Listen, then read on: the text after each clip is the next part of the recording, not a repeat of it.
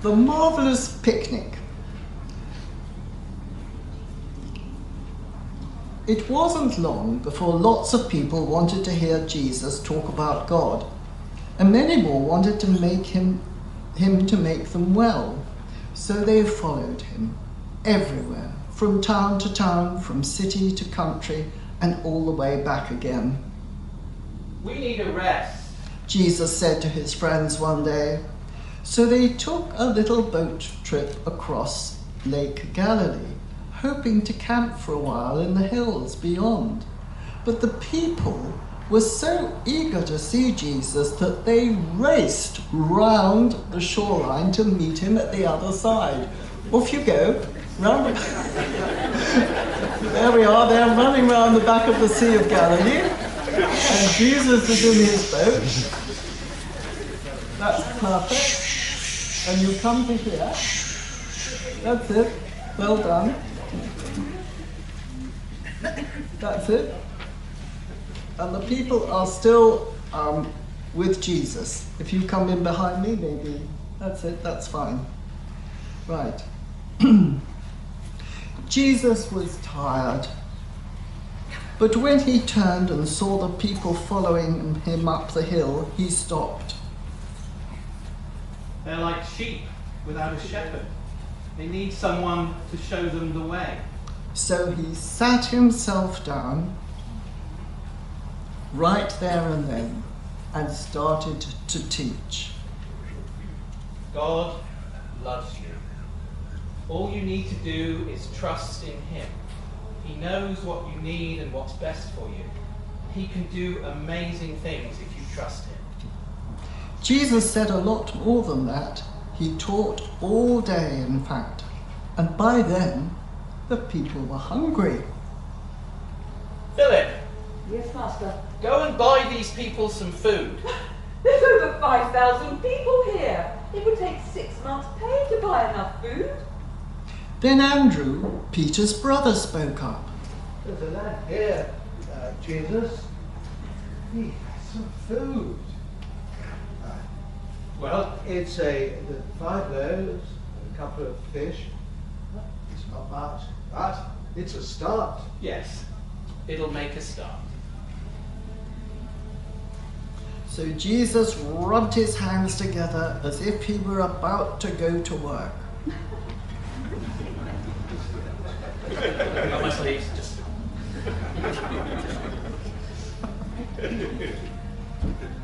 Philip, gather the people in groups, tell them to sit down. We're going to have a picnic. Whoa! Jesus' friends looked at Jesus. They looked at the boys' little lunch. They looked at the enormous crowd. And they looked at each other and shrugged. You say so, Jesus? Jesus smiled as he watched them go.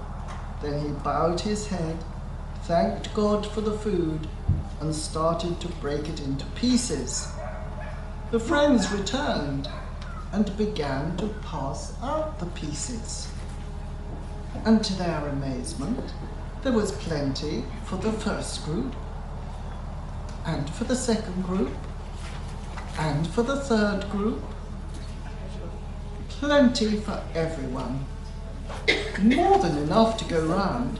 So much, in fact, that there were 12 baskets full of leftovers to take home. It's just as I told you. If you trust in God, he can do amazing things for you.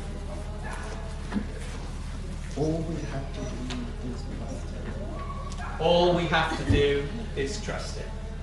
Then he smiled at his helpers, popped a chunk of bread in his mouth, and started off for home.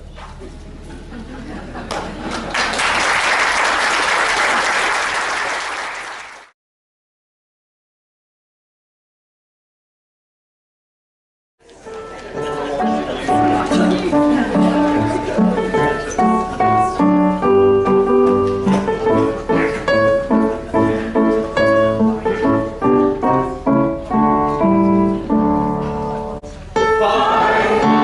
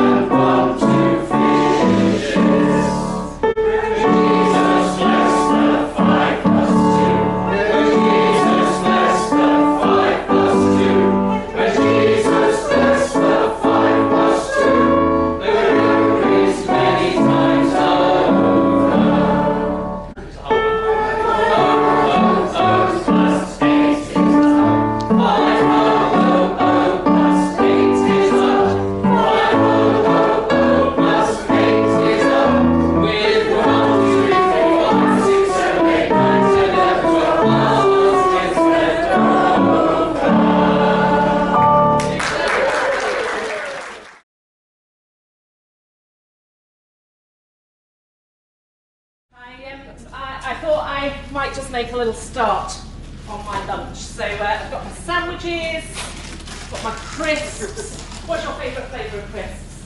Cheese and onion. Cheese and onion. Oh, sorry, you're out of luck this morning. Not really going. That's good. Bit rude of me though, isn't it, to get on with my lunch without sharing it with the rest of you? Who'd like to come and have a crisp? Should we share them out?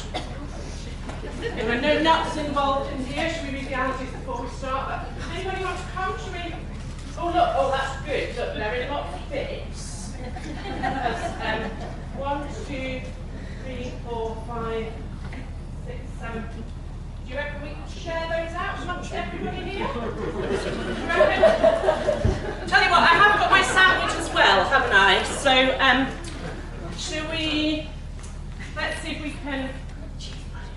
What do you reckon? Cheese and onion sandwich, anybody? Anybody want a bit? Shall I try and share it out? Don't you think there's going to be enough? Oh, Catherine, Tim's lunch is way bigger than yours. Oh! Tim's gone! Tim! Oh! Oh, thank you so much. Thank you for pointing that Hannah. Oh, wow. It's so big I can't even hold it all. Goodness me! Guess what we've got? We've got some fish! And we've got 5 loaves of bread! Who knew? Who guessed that that was what was going to be in there? Goodness me. So, okay then. So, but Jesus shared this much among 5,000 people. And whoever it was that was introducing the crowd, I'm not sure they could count.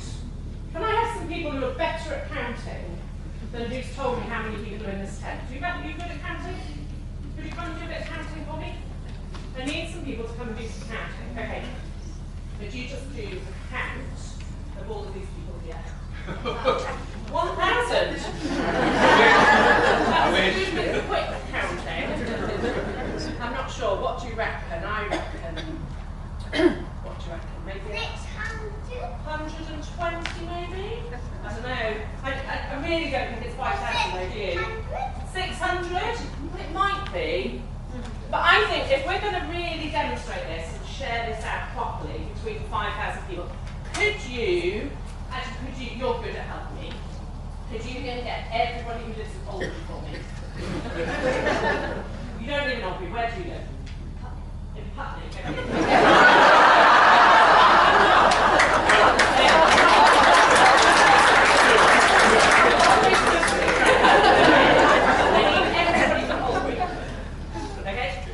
Chilworth.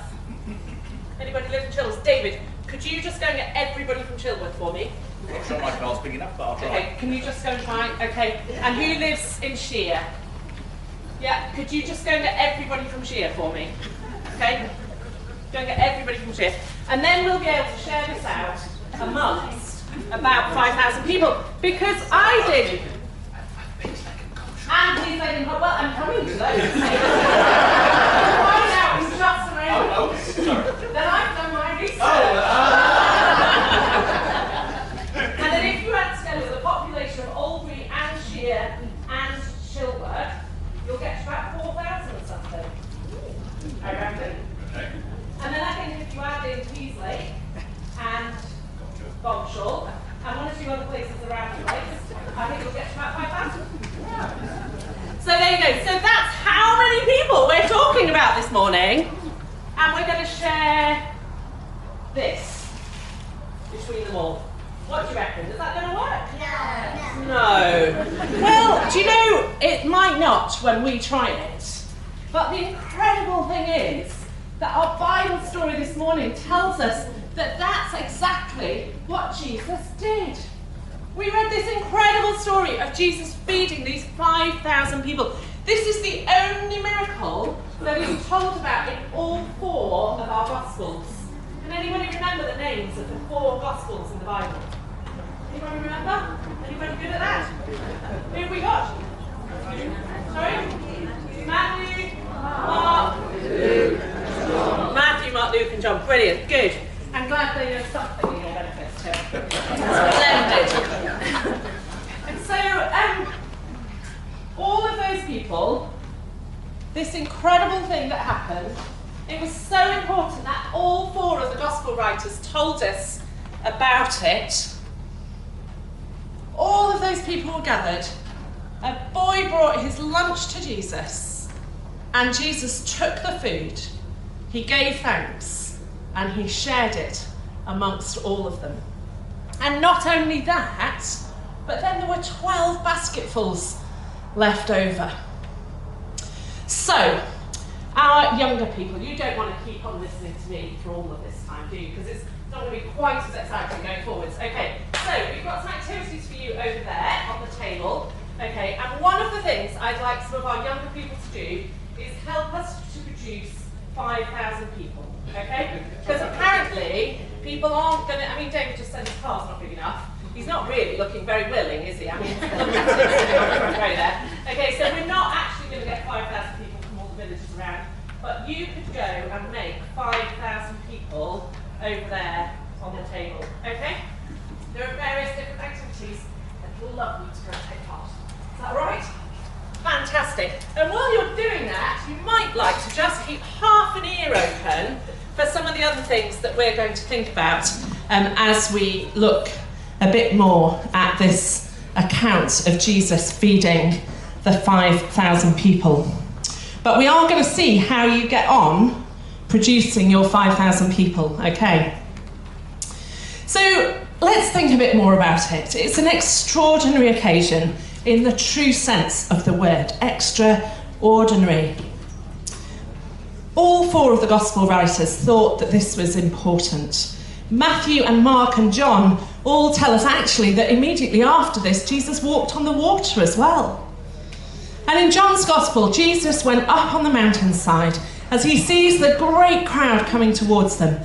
And he says, I think with a twinkle in his eye, where should we buy bread for all these people to eat?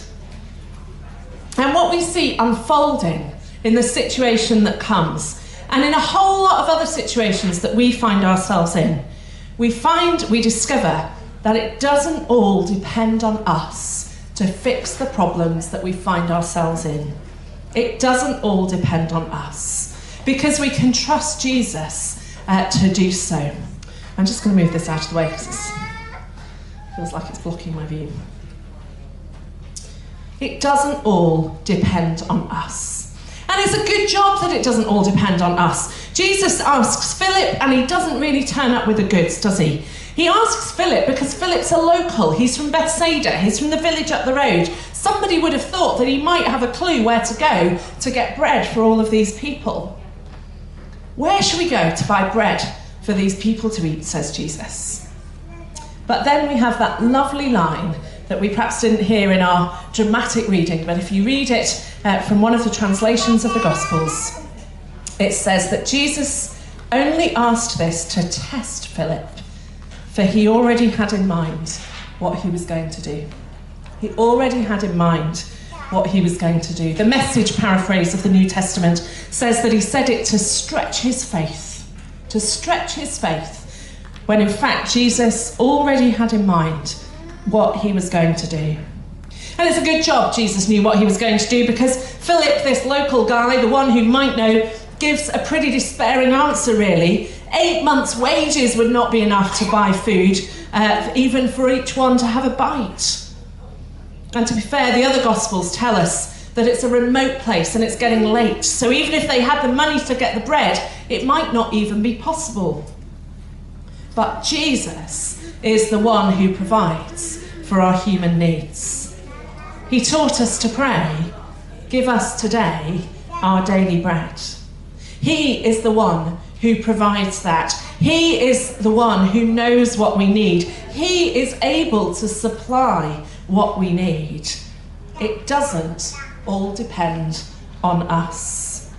It doesn't all depend on the circumstances, all the people around us. Jesus provides. So it doesn't all depend on us. But it does depend on us. I want us to notice what we can learn from 2 other people in this story. Firstly, let's have a little look at Andrew.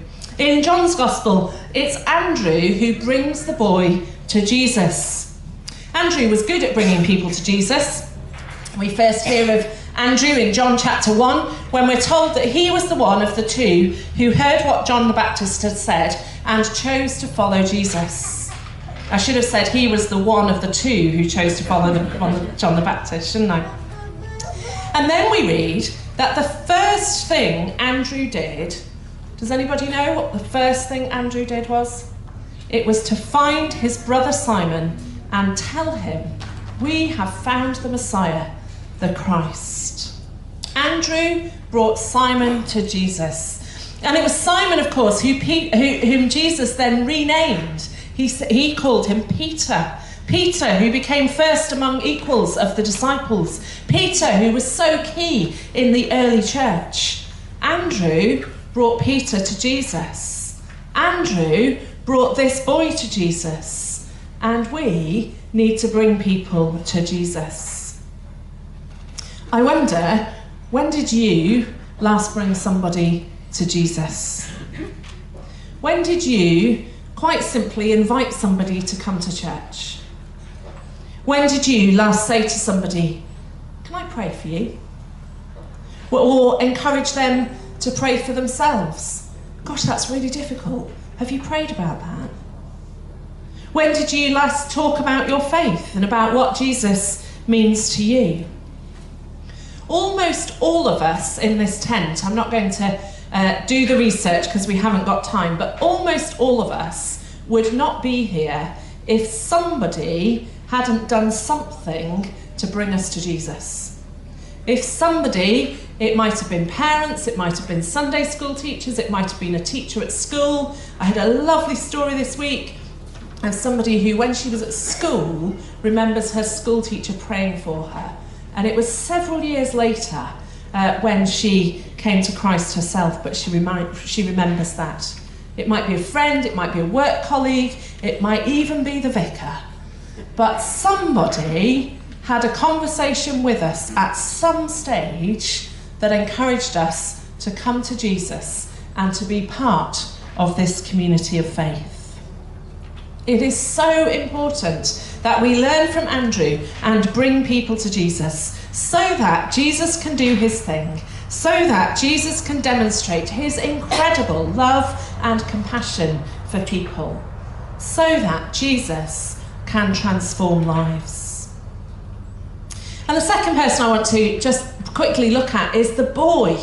Now, we don't even know the poor lad's name, but he probably was a lad. The word that's used indicates that he was probably quite a young lad, but we don't even know his name. And yet 2,000 years later, we still remember him. We still remember him as the one who shared his picnic with Jesus. We don't know his name, though maybe one day we'll get to meet him, who knows? But put yourselves in his shoes for a moment. Just imagine the conversation with his mum when he gets home that night. "So did you eat all your lunch today?" No, were you what? "I made that lunch for you, you didn't eat." "But mum, listen." Just imagine what that conversation might have been like. How did he start to explain what had happened? And have a think, what was the impact of that encounter with Jesus? What impact did it have on him for the rest of his life? You don't forget an occasion like that, do you? And imagine what that boy learned that day as he gave everything that he had to Jesus. And Jesus took it and he gave thanks and he shared it with all the people. He distributed it to the many. And when we give what we have to Jesus, he will take it, he will give thanks, he will use it to do immeasurably more than we can ask or imagine. The boy didn't hold back. As far as we know, he gave all the food he had. He didn't know what was going to happen next. He didn't know whether he was going to get any lunch out of all of this once Andrew had brought him to Jesus and he'd given it to Jesus. What was going to happen next? Maybe he was going to stay hungry. But he gave what he had to Jesus. And I wonder whether we can say, hand on heart, that we are giving generously to Jesus. Are we giving generously of our money, the financial resources that many of us have been blessed with? Are we giving generously of our home and our hospitality and of time to be with people, time to be, time to listen? That's one of the best gifts that we can give to other people. And it's one of the best gifts that Jesus can take and use when we're in that kind of situation with others. Are we giving generously of our time to be practical and useful to others or to God's church in this place? It's brilliant to hear of the Open the Book team. Thank you so much to those of you who do that week by week in the school. That is one of those opportunities that is sowing seeds with those children. You never know what the impact is or what those seeds will grow into as those children grow up. Thank you for the time that you give in that particular way. But are we, hand on heart, giving generously of all that we have to Jesus so that he can take it and use it in the most incredible and miraculous way? Let me encourage you that when we give generously what we have to Jesus, he will take it, he will give thanks for it, he will use it, and he will do miraculous things through us. The miracle that Jesus did on this occasion, needed Andrew to bring the boy to Jesus, and it needed the boy to give what he had. So it doesn't all depend on us, but it does depend on us. Jesus is the one who provides everything that we need. Jesus is the one who does the miracle. Jesus doesn't leave us alone or in the dark to sort things out when we're in a difficult situation and there seems to be no answer. But he does delight in us coming to him and bringing others to him. He does delight in working with what we have and multiplying it to what's needed.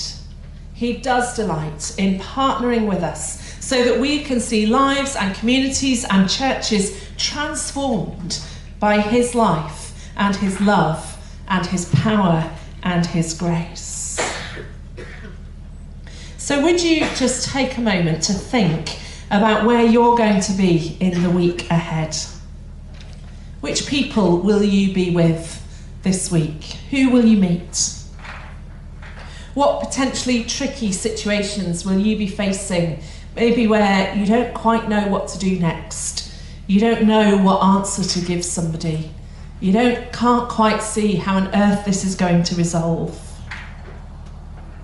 Where will you feel this week that you haven't got the resources that you need for whatever the task is ahead?